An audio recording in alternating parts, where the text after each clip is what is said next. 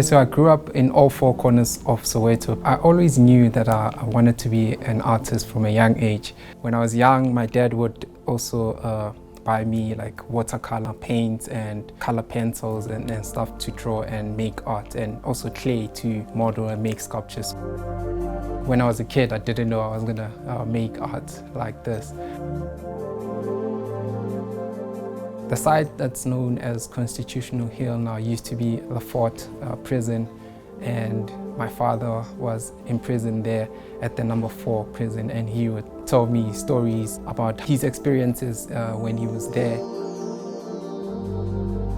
I remember the first time going there after him briefly telling me about story. It was a school trip in primary school, and it was a totally different experience for me than other pupils, because it was rather personal for me to be in the space where my father was kept. Even when he was telling me these stories as a kid, I know he was sort of telling me to warn me and sort of preparing me to lead a good life, and he was sort of telling me where he came from, and so that I lead a better life than he had. My relationship with the pet is more like a father and a mentor, and he's been a good guide here since I've been here at Back Factory Artist Studio since 2017. I've been an artist here in the Back Factory for the last, I'd say, 31 years. Having a work in the Constitutional Court, I felt it quite an honor for me. I'd done a work about faces. It's faces of people irrespective of color, creed, or whatever. I donated my work to the CCAC in 2020, and that was shortly after I visited their collection. For me, the art collection at CCAC represents justice and equality, and it also gives a voice to the voiceless. Looking at where he has exhibited that tiny, dark room, it also brought memories. In 1978, I was kept in solitary confinement, maximum security in the death cells in Swaziland, without water, without anything, without visitors, without anything. Did art play a role in the resistance struggle? Yes, it did. And it was one of the simple ways of educating people about the struggle in the country. I see art as connected to human rights. For instance, in 1976, when Hector Peterson was shot, that photograph that was taken influenced a global view of what is happening in South Africa, and other countries were aware because of that photograph. I think during that time it helped conscientize quite a lot of people and all that. And as such, many of the people who were involved in that activity came a supplement to the missing part of education. For me, understanding actually freedom has got to be understood very within particular a number of concepts, spiritually, politically, and otherwise. But looking at them through art brings in a totally different dimension. So the title is Freedom and Responsibility. This exhibition speaks mainly on South African history and the lack of change in the new South Africa that is conditioned by the past. The exhibition also questions then what is our responsibility now that we are free. It's that you carry your freedom with you wherever you are. I always have to go back to Fees Must Fall. Youth identified a problem in the universities and from government, and youth took it onto their own hands to say to the managers in the universities and all, we need money to study. It is always everywhere in the world. It is youth that sets the trends because it is their future that is at stake. Everyone is born free. It depends on how you set the freedom and how you apply yourself to your daily structure, social life and all that, and how you are sensitive to issues that affect the community, the society, and the nation itself. The work is basically a vivid examination of a younger generation being manipulated by the older generation to carry their sins. It's asking them what freedom means to them. Does it mean to be a free and totally free generation, or does it mean to be modified and be a continuation of what was happening? We are preaching Ubuntu, I am because you are, but in practice it is me first and nobody else is around. So those are some of the issues that are confronting us. So if you talk about a law, that is a human law, that is embedded on the principles of Ubuntu rather than on just right, wrong, and what have you, then we are talking about a different law. We still have got to come up with a law that is going to reflect our own, kind of realities as a people. I visited my parents at their retirement home in Limpopo, and I told my dad about this exhibition and sort of asked him if he has last things that he would want to say about what happened in number 4 when he was imprisoned here.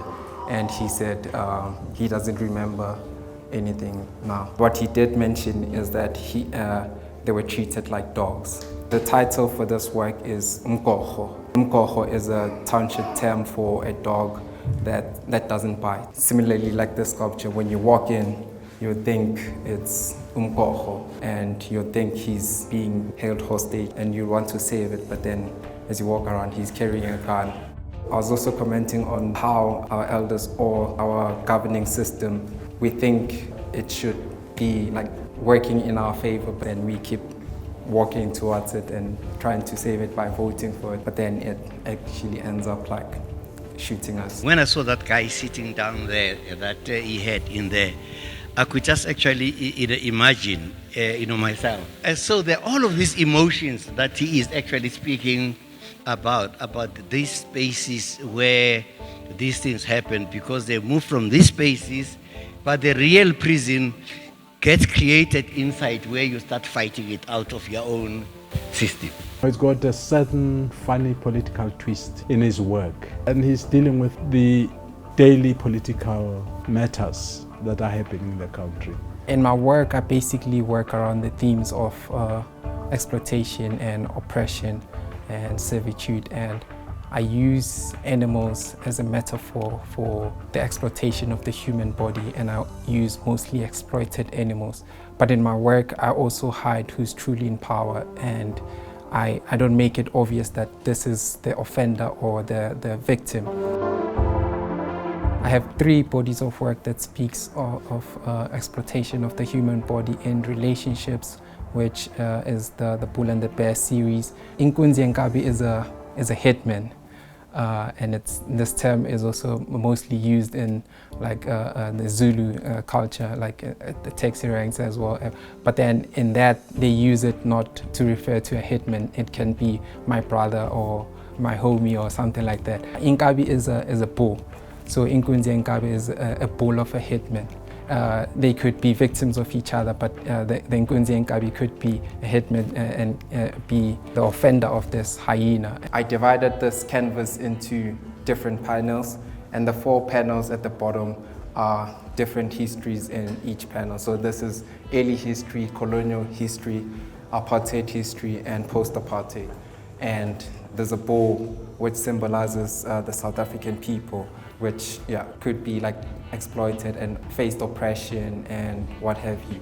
When you look at each canvas, there's also this repetition, in a sense of violence, and so it's also showing that throughout history we are never changing. We are becoming a modified continuation of what happened in the past. This was influenced by what my dad would tell me about the manual labor they would do when they go out on fields and do free labor and construction labor. So they would do construction work as prisoners without being paid because they were prisoners. And him being the bull, he's sitting next to a side table with a schoolboy. And schoolboy speaks about this conditioning that we have from a very young age, where we are taught to be competitive, and when you are competitive you have to be aggressive, and from school we get marks, and your parents will tell you you must be number one, beat other kids. Also, when we go to varsity, we choose career paths that would make us earn a lot of money or what have you. And we don't really get, from school, we don't really get taught to respect and love, but rather have this, worship the God of success and be competitive. I carved the coat of arms to highlight the relationship between the carver and the carved, the conditioner and the conditioned. And yeah, the horse is stuck in between the old coat of arms and the new one, the past and the present.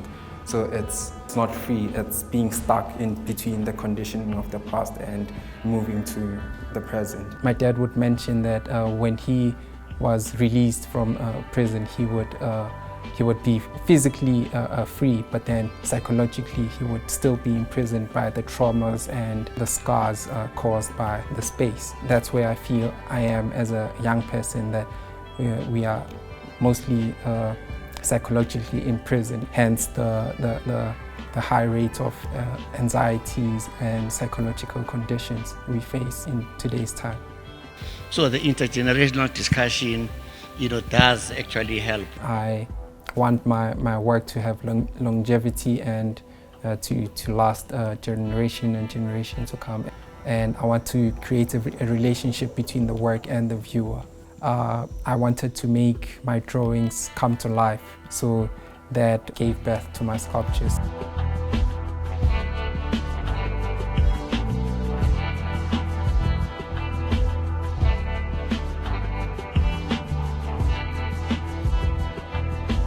Empower yourself with whatever you have chosen as a volition and pursue it vigorously so that it becomes a profession, and then you can help the others using your profession.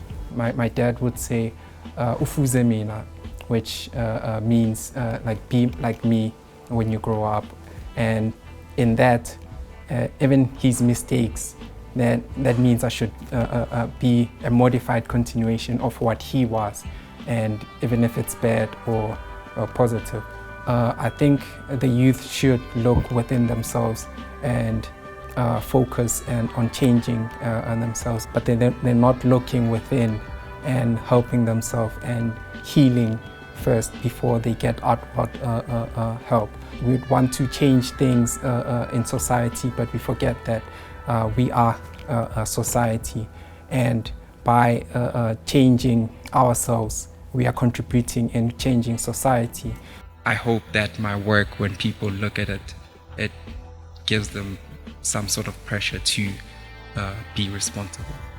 In order for us to get that reality that many of us spent years and years, abroad, we are in a very good moment where we are in a position to change our own destinies. I hope that the youth would apply themselves to what they see and adopt to the Constitution, and use the Constitution as an instrument to implement their changes and their ambitions in the country.